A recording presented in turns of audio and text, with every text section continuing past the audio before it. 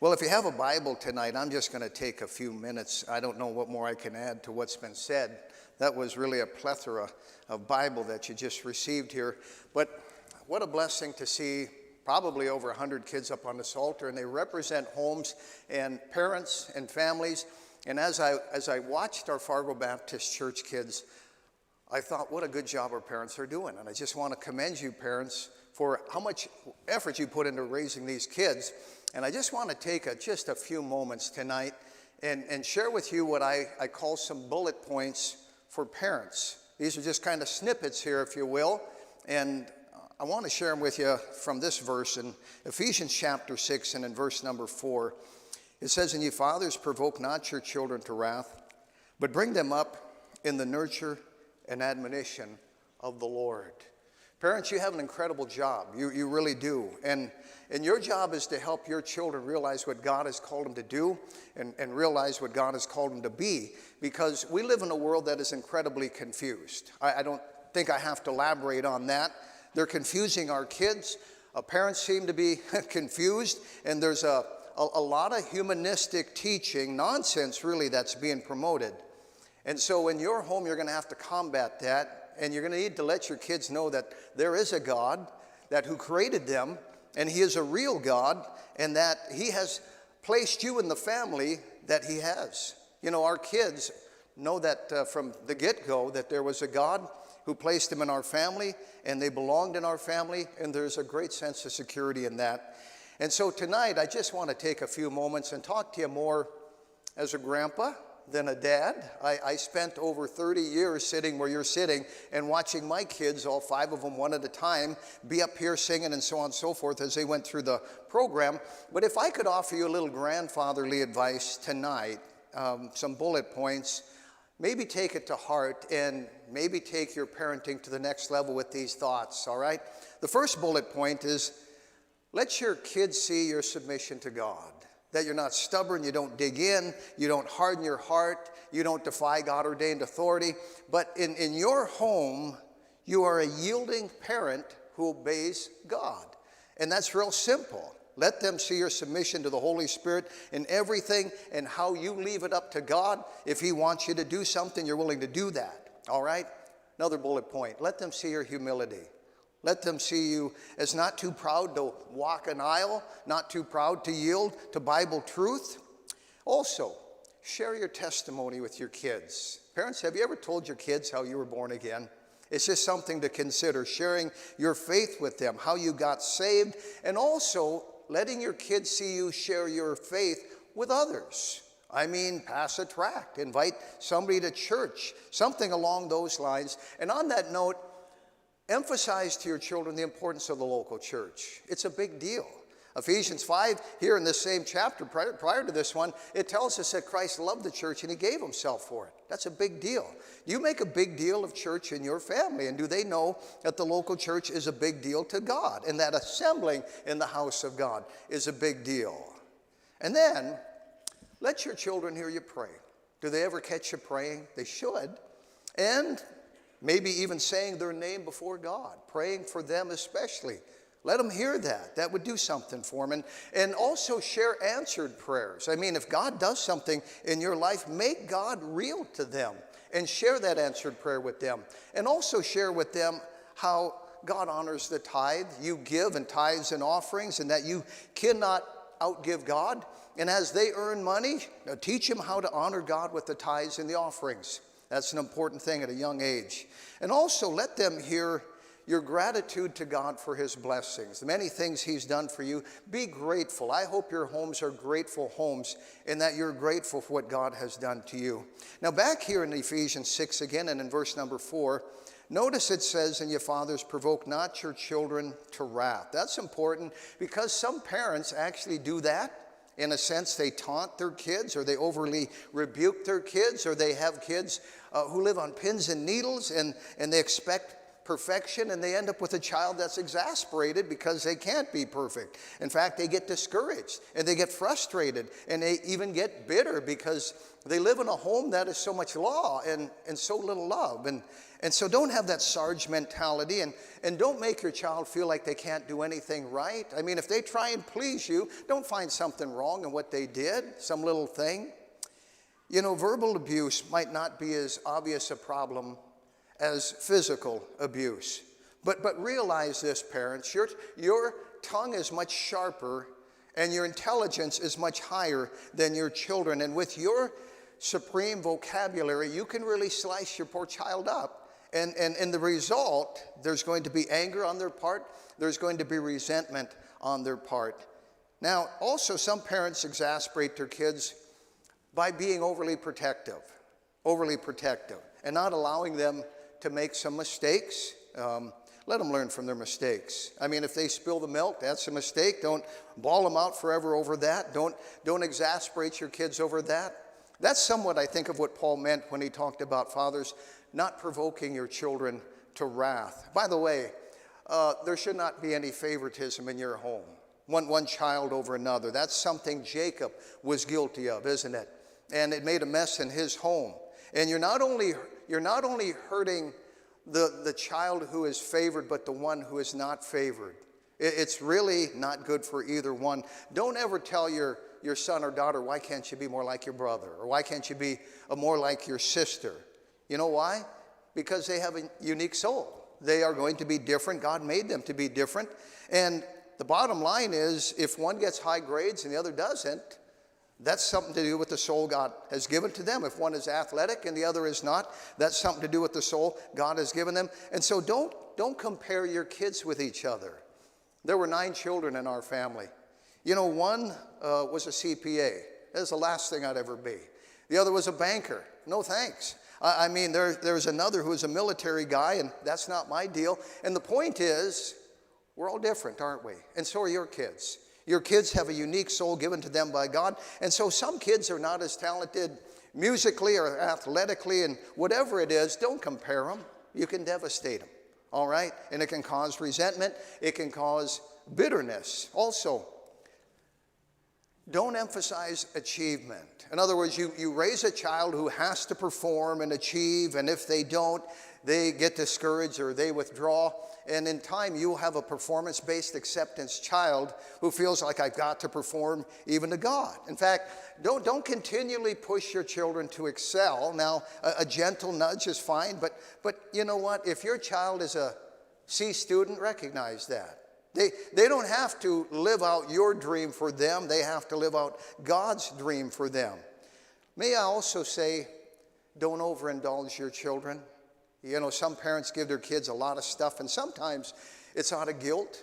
You know, they're not spending enough time with them, and so they feel like they can indulge them. And if you do, that child will grow up with a mentality, the spirit of entitlement, I call it, that the world owes them one. And when they don't get that promotion or they don't get that perk down at work as an adult, it's kind of like, what's the deal with this? Now, here's some other things. But the bottom line is, seek God's wisdom while you're raising your kids. Now, Dad, provide firm, fair, and consistent discipline. Mom, provide ongoing supervision and companionship with your children throughout the day. They need that. Mom and Dad, may I say to both of you, demonstrate affection for each other in front of your children. That is really, really important. And may I remind you, the kids are important, but the spouse comes before the child. Some homes get that backwards, and it's not good, not even for the kids. And families, let me say this, spend time together in activities where all of you participate. That might mean, kids, put those tablets away, all right? And spend a little less time on those things. You know, Mom and Dad, your life's greatest work really is to properly to train and to guide your children into a loving relationship with God. This is more important than a career. This is more important than a promotion down at work. This is more important than some hobby that you might have. Much more important. God's given you the great privilege of raising your children. And it's crunch time right now. And it'll pass by before you know it. Honestly, you blink twice and your kids will be grown up and gone. Don't miss that opportunity. Make it a top priority in your life. And know this, the devil is attacking kids like never before. I've never seen anything like it. And as Christian parents, you need to be active. Yea, you need to be proactive in guiding your kids to Christ. And so spend time with them. Spend time mentoring them this week ahead of them. Let them know you love them. Let them know you care. And seek God's help in leading your family. You need it. Don't lose the time you have to train your kids. The Bible says you give them a biblical foundation, and when they're old, it'll not depart from them. I know that to be true. It's always going to be there. Now, let me just say this. Don't change your schedule in serving the Lord spiritually around your kids, because I've seen Christian parents, they have a new baby, and all of a sudden, their whole life changes. They stop serving God. They stop even attending church. I know of a couple that was faithful in every church service until they had kids. And then for some reason, they quit attending church, and I watched them lose the kids. Don't do that. Don't do that, please. Now, bring God into the equation. Read them Bible stories in the home. Have family time as much as possible.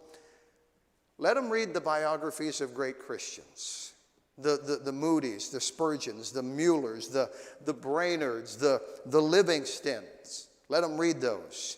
And while I'm saying it, don't expose your kids to worldly music. That's a powerful thing, far more powerful than you realize. Shield them from ungodly things. Shield them from ungodly television. And may I add here, don't let your kids watch shows where the kids in the show are lippy, snotty kids who look cool. You know what I'm talking about here? There's those programs out there. They make lippy, snotty kids look cool. And guess what kind of a signal that sends to your children? Don't do that. Don't expose them to that. Let me just say this. Don't get so hung up on scheduling so tight that you schedule God out of the picture. You know, we didn't change our schedule when our kids were born. They adapted to a Christian life. That meant being in the house of God and being at other things of spiritual nature, and they became resilient in that.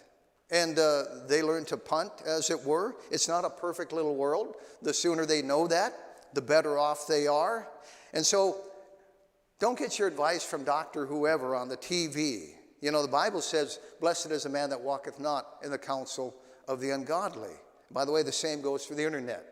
And if it's an unbeliever with a humanistic mind, don't go there. Follow this book and God's word, all right? Now, let me just say this. When they mess up, be fair in your discipline. Let them see the disappointment on your face. And sometimes that hurts worse than a spanking, to be honest. But punish with a loving heart. A loving heart. Today's punishment has a bad reputation, and we have parents who backed off of that. And the result are these guilt-ridden parents and self-indulgent, out-of-control kids because we've gotten away from doing it God's way. Children do need limits. They need limits. And they will ignore these limits on occasion, but reasonable punishment is really God's way for human beings to learn of any age. And so children need to understand what punishment is for, and know that it's a source of parental love. You're investing in them. You care about them. You want to see them turn out right.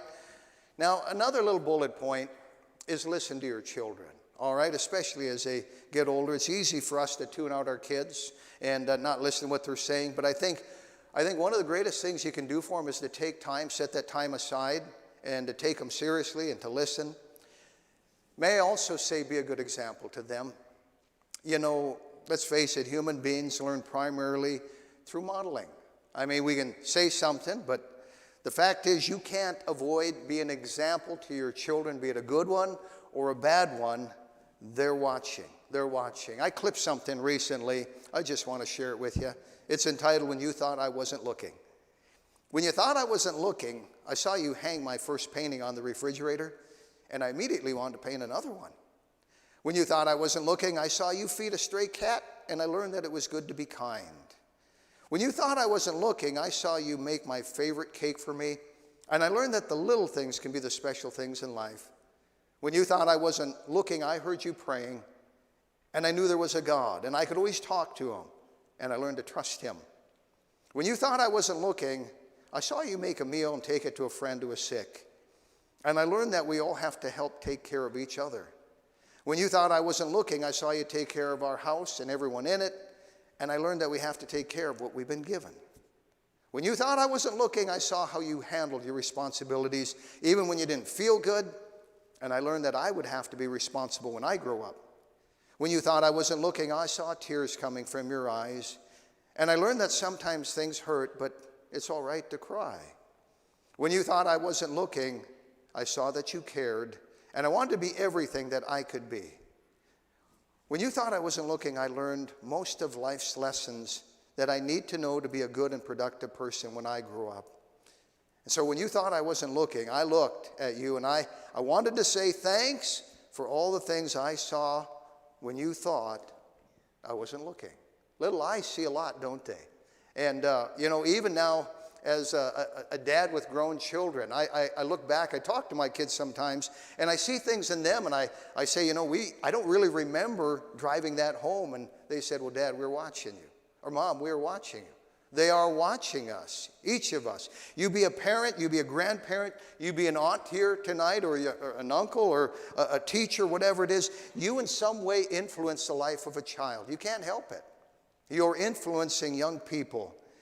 And so we need to create an environment for our children of honesty, of generosity, of even a godly sense of justice. And for those of you who are currently at that phase and stage of life where you are parenting, consider it the greatest opportunity you have to deepen your own character and what God is doing in your life through it. And how through the daily blood, sweat, and tears of struggling to be a good parent, you're growing and you're learning. What an important job you have. The best years of my life and my wife's life were raising our children. My mom and dad said the exact same thing.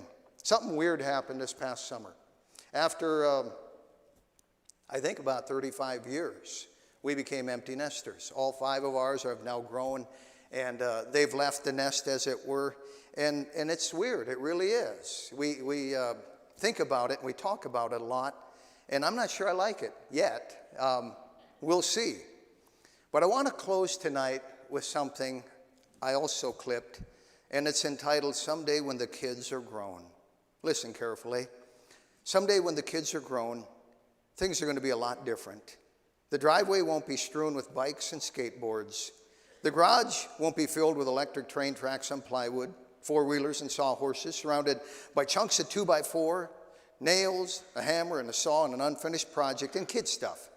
I'll be able to park both cars neatly in just the right places and never again stumble over skateboards or a bag of dog food. I won't have to dodge dog piles in the backyard or get up in sub-freezing temperatures in the middle of the night to see if our cat was killed in the fight we heard outside our window. Someday when the kids are grown, the kitchen will be incredibly neat. The sink will stay free of sticky dishes. All the knives and forks will be dirty or won't be dirty. The garbage disposal won't be clogged with stuff. The refrigerator won't be cluttered with several cartons of milk. And we won't lose the tops to jelly jars and ketchup bottles and the peanut butter, the margarine, the toothpaste, or the mustard. The water jar won't be put back empty, and the ice trays won't be left out overnight. And there will be some potato chips left for me, and the 2-liter bottle of pop will still have its fizz. Someday when the kids are grown, my wife and I will have time to get dressed leisurely without yelling, "Don't come in," 25 times. And there will be no more spit-ups or worse on my new suit tie or just clean suit. Someday when the kids are grown, I'll be able to see through the car windows. Fingerprints, tongue licks, sneaker prints, and dog tracks will be conspicuous by their absence. The back seat won't be a disaster area. We won't sit on matchbox cars or crayons anymore. I won't find month-old uneaten cookies and a zillion ants under the front seat. Someday when the kids are grown, we will return to normal conversations. We won't be refereeing fights or trying to determine who the rightful owner of something is. And a magazine article will be read in full without interruption and then discussed at length without mom and dad having to hide in a room to finish the conversation. Someday when the kids are grown, We won't lose our keys or find them in the commode along with a hairbrush. We won't find the refrigerator door open or the lights left on. And I won't have to dream up new ways of diverting attention from the candy machine or have to answer to this, Daddy, is it a sin if you're driving 47 in a 35-mile-an-hour zone? Or promise to kiss the stuffed turtle and pound puppy goodnight? Or have to take a number to get a word in at the supper table? Someday when the kids are grown, the doorknobs won't be sticky, and my tools won't be missing or lying in the yard rusting. I'll be able to put things together without a great deal of help and questions and unsolicited advice. Someday when the kids are grown, there will be no more violin or piano practices or recitals and no more ball games to rush to. And we'll be able to eat leisurely at a restaurant without having to take Junior to the restroom just as the food arrives. We'll be able to go places without answering dozens of questions. Yes, someday when the kids are grown, things are going to be a lot different. One by one, they'll leave our nest, and the place will begin to resemble order. The house will be quiet and calm and always clean and empty and filled with memories and lonely. And we won't like that at all.